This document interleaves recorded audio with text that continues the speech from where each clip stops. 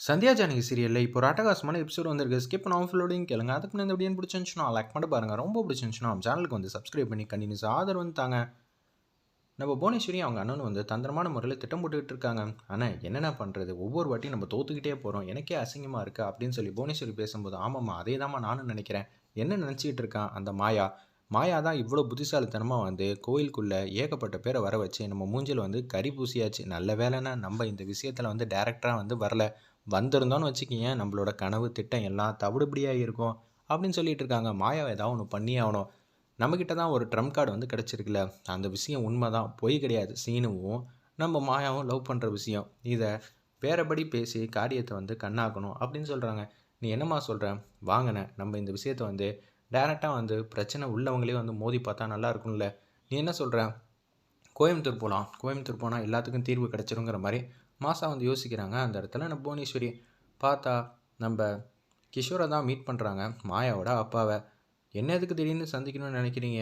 நீ உன் பொண்ணோட காதலை வெளியில் சொன்னால் மட்டும்தான் நிச்சயம் எல்லாமே நல்லபடியாக நடக்கும். இவங்களுக்கு தெரியுமா அப்படின்னு சொல்லி யோசிச்சுட்டு இருக்காங்க. எனக்கு மாப்பிள்ளை யாருங்கிற விஷயம் கூட தெரியும், சீனு தான் மாப்பிள்ளைன்னு. ஆனால் இது வெளி உலகத்தில் சொன்னால் மட்டும்தான் உன் பொண்ணோட காதல் வந்து நல்லபடியாக நடக்கும். 21 வருஷத்துக்கு முன்னாடியே நீ சந்தியா வந்து காதலிச்சு கல்யாணம் பண்ணிக்கிட்ட. ஆனால் உன் பொண்ணுக்கு அதுவும் இந்த காலத்தில் லவ் மேரேஜ் பண்ண முடியலன்னு நினைக்கிறப்ப எனக்கே சங்கடமாக தான் இருக்குது. என்ன பண்ணுறது, அவங்க 2 பேரையும் வந்து ஒதுக்கி வச்சுருவாங்க. அதுக்காக தான் யோசிக்கிற மாதிரி இருக்குது. நீ இந்த விஷயத்தை வந்து வெளியில் வந்து சொல்லுப்பா. சொன்னேன்னு வச்சுக்கிங்க, என்ன ஆகுன்னு நினைக்கிறேன்?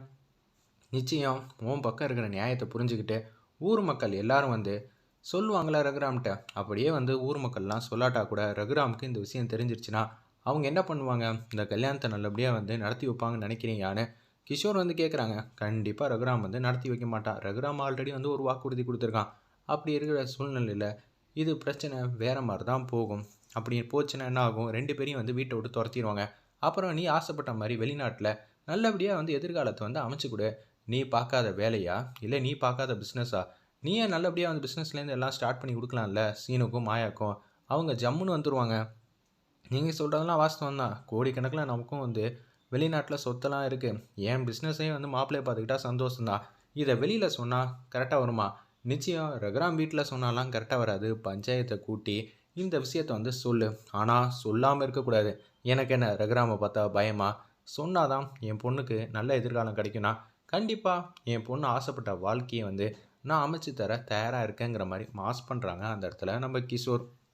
நீ மட்டும் சொல்லாமல் தயங்கி விட்டுட்டேன்னு வச்சுக்கிங்க யாருக்காவது, நிச்சயம் உன் பொண்ணு கூட ரகுராம் ஃபேமிலி தான் முக்கியம், அவங்கள அசிங்கப்படுத்துகிற மாதிரி எந்த செயலும் செய்யாதீங்கப்பா அப்படின்னு சொல்லி மேபி சொல்லலாம்.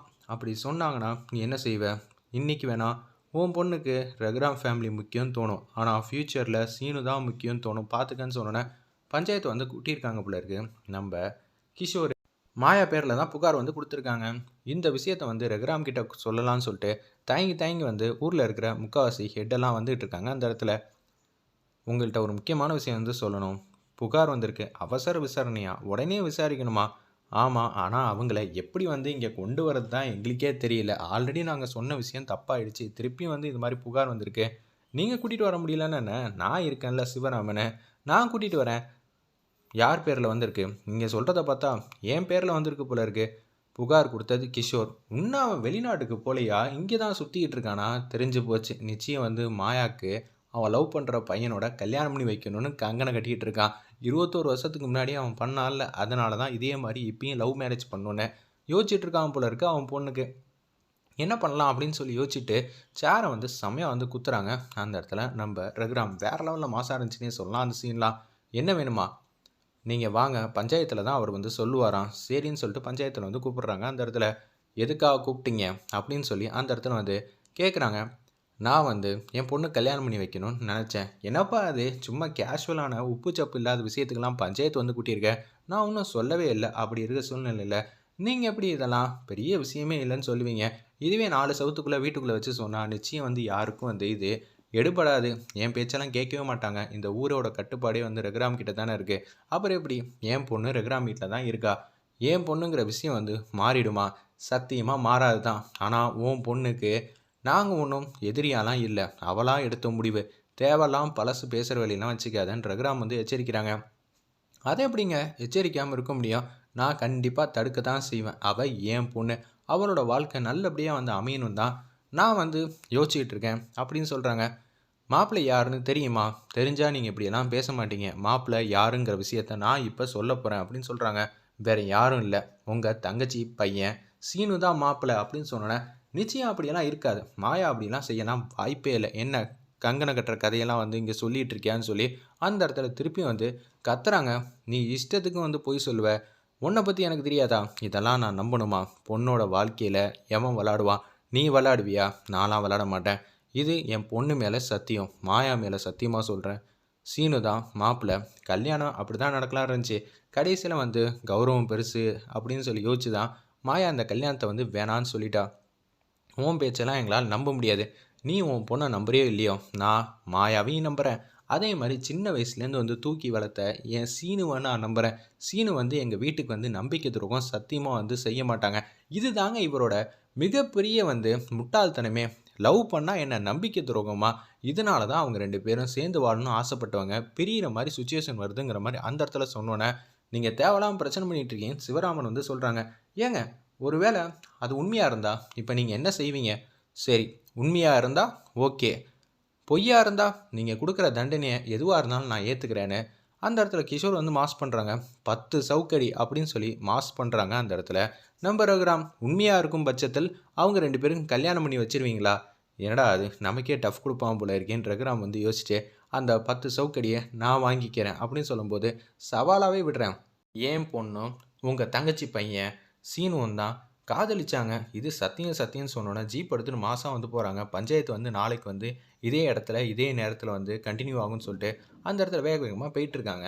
நம்ம ரகுராமனும் சிவராமனும் போகும்போது சொல்லிட்டு தான் போனாங்க. மாயா மேலேயும் சீனு மேலேயும் எனக்கு அபாரமான நம்பிக்கை இருக்குது. நிச்சயம் நான் தான் ஜெயிப்பேன். தேவையில்லாமல் இந்த வயசில் 10 சவுக்கடி வாங்கணுமான்னு யோசிச்சுப்பாரு அப்படின்னு சொல்லிட்டு தான் அந்த இடத்துல ரகுராம் வந்து மாதம் வந்து ஜீப் எடுத்துகிட்டு கிளம்புறாங்க. மணியும் ஒரு பக்கம் சீனுவும் வந்து டிஸ்கஸ் பண்ணிகிட்டு இருக்காங்க. எப்படிப்பா இந்த கல்யாணத்தை வந்து நிப்பாட்ட போகிறோம்? ரகுராம் முன்னாடி என்னால் நிற்க கூட முடியாது. இவன் என்னையும் நம்பிக்கிட்டு இருக்கான். சரி, நம்ம ஏதாவது சொல்லி வைப்போம் அப்படின்னு சொல்லி அந்த இடத்துல பார்த்துக்கலாம்டா, நான் உன் அப்பா இருக்கேன்டா அப்படின்னு சொல்லி காமெடி பண்ணிகிட்டு இருக்காங்க. அப்பன்னு பார்த்து ஒருத்தன் குடுக்குன்னு ஓடி வந்து பஞ்சாயத்தில் நடந்த விஷயத்தை எல்லாத்தையும் சொல்லிட்டாங்க. ஐயையோ, என்னப்பா அது? உங்கள் மாமா வந்து இவ்வளோ மாதம் வந்து இருப்பாருன்னு நினச்சி கூட பார்க்கல. ஆனால் சொன்னவங்க பாதி தான் சொல்லியிருக்காங்க. கிஷோர் வந்து எல்லா உண்மையும் சொல்லிட்டாங்கன்னு தான் சொன்னாங்க தவிர 10 சவுக்கடி விஷயத்தை வந்து சொல்லவே இல்லை அந்த இடத்துல அந்த ஒரு நபர். ஓகே, எப்படி இருந்தாலும் விஷயம் தெரிய தானே போகுது. என்னைக்கு தெரிஞ்சா என்ன? தெரிஞ்சதுக்கப்புறம் தான்ப்பா நம்ம வந்து ஜெயிக்க முடியும். ஒரு கலகம் பிறந்தாதான் ஒரு தீர்வு வரும்னு சொல்லுவாங்க. உன் வாழ்க்கையில் அதுதான் உண்மை. ஆமான்னு மட்டும் சொல்லிவிடு. திருப்பியும் வந்து தலையை சொரிஞ்சிக்கிட்டுலாம் இருக்கக்கூடாது, சரியா? சரிப்பா, ஒரு விஷயம் வெளியே வந்துருச்சுல, நான் பார்த்துக்கிறேங்கிற மாதிரி தான் யோசிச்சுட்ருக்காங்க. சட்டன் வந்து வந்துட்டாங்க அந்த இடத்துல. வீட்டுக்கு வந்தோன்னே மாயா பேரில் வந்து புகார் வந்து கொடுத்துருக்காங்க. சீனுவும் தான் மாயாவும் தான் லவ் பண்ணாங்க, கல்யாணம் வரைக்கும் போனாங்கன்னு கிஷோர் வந்து சொல்கிறான். வீட்டில் இருக்கிற ஜானகி, சாரு, சீனு, மாயா எல்லாரும் பேர் எதிர்ச்சியாக வந்து நிற்கிற மாதிரி காட்டி இந்த எபிசோட் வந்து அட்டகாசமாக மாசாக முடிச்சிருந்தாங்கன்னே சொல்லலாம்.